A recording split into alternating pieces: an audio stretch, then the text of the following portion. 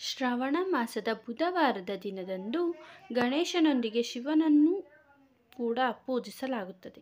ಶ್ರಾವಣ ಮಾಸದ ಬುಧವಾರದಂದು ಗಣಪತಿ ಮತ್ತು ಆತನ ತಂದೆ ಶಿವನನ್ನು ಪೂಜಿಸುವುದರಿಂದ ನಮಗೆ ಸಾಕಷ್ಟು ಪ್ರಯೋಜನಗಳು ದೊರೆಯುತ್ತದೆ.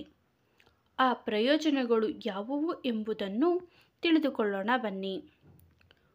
ಗುರು ಗ್ರಹ ದೋಷ ದೂರ.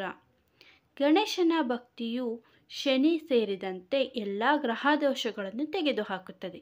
ಆದ್ದರಿಂದ ಗ್ರಹ ದೋಷಗಳಿಂದ ಮುಕ್ತಿ ಪಡೆಯಲು ನೀವು ಗಣಪತಿಯನ್ನು ಪೂಜಿಸಬೇಕು.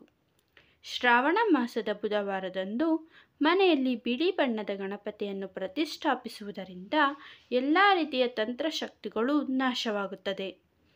ಅದೃಷ್ಟ ಒಲಿಯುವುದು.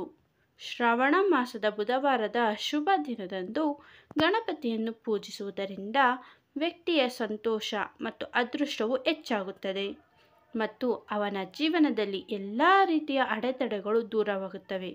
ಅದೇ ರೀತಿ ಕುಟುಂಬದಲ್ಲಿ ಕಲಹವಿದ್ದರೆ ಶ್ರಾವಣ ಬುಧವಾರದಂದು ದುರ್ವಾ ಗಣೇಶನ ಸಾಂಕೇತಿಕ ವಿಗ್ರಹವನ್ನು ಮಾಡಿ ಇದನ್ನು ನಿಮ್ಮ ದೇವರ ಮನೆಯಲ್ಲಿ ಪ್ರತಿಷ್ಠಾಪಿಸಿ ಮತ್ತು ಪ್ರತಿನಿತ್ಯ ವಿಧಿವಿಧಾನಗಳೊಂದಿಗೆ ಪೂಜಿಸಿ. ಹಣದ ಸಮಸ್ಯೆ ದೂರವಾಗುವುದು. ಶ್ರಾವಣ ಮಾಸದ ಬುಧವಾರದಂದು ಗಣೇಶನಿಗೆ ತುಪ್ಪ ಮತ್ತು ಬೆಲ್ಲವನ್ನು ಅರ್ಪಿಸಿ ನಂತರ ಈ ತುಪ್ಪ ಮತ್ತು ಬೆಲ್ಲವನ್ನು ಹಸುವಿಗೆ ತಿನ್ನಿಸಿ. ಈ ಕ್ರಮಗಳನ್ನು ತೆಗೆದುಕೊಳ್ಳುವುದರಿಂದ ಹಣಕ್ಕೆ ಸಂಬಂಧಿಸಿದ ಸಮಸ್ಯೆಗಳು ಪರಿಹಾರವಾಗುವುದು ಹಾಗೂ ಈ ದಿನದಂದು ಗಣೇಶ ಮತ್ತು ದುರ್ಗಾದೇವಿಯ ದೇವಸ್ಥಾನದ ಹೊರಗಡೆ ಕುಳಿತಿರುವ ಹುಡುಗಿಗೆ ಬಾದಾಮಿಯನ್ನು ನೀಡಬೇಕು. ಈ ಬಾದಾಮಿ ತುಂಡಾಗಿರಬಾರದು. ಇದರಿಂದ ಮನೆಯ ಸದಸ್ಯರಲ್ಲಿರುವ ರೋಗಗಳು ಗುಣವಾಗುತ್ತದೆ. ಹಣದ ವ್ಯವಹಾರ ಮಾಡದಿರಿ. ಶ್ರಾವಣ ಮಾಸದಲ್ಲಿ ಬುಧವಾರದಂದು ಠೇವಣಿ ಇಟ್ಟ ಹಣವು ಪುಣ್ಯವನ್ನು ತರುತ್ತದೆ.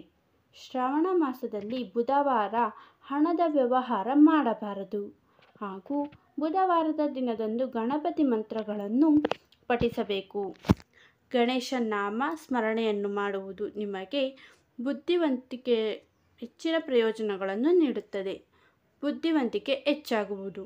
ಕೆಲವೆಡೆ ಬುಧವಾರದ ದಿನದಂದು ಗಣಪತಿ ದೇವನನ್ನು ಪೂಜಿಸಿದರೆ ಇನ್ನೂ ಕೆಲವೆಡೆ ದುರ್ಗಾದೇವಿಯನ್ನು ಪೂಜಿಸಲಾಗುತ್ತದೆ.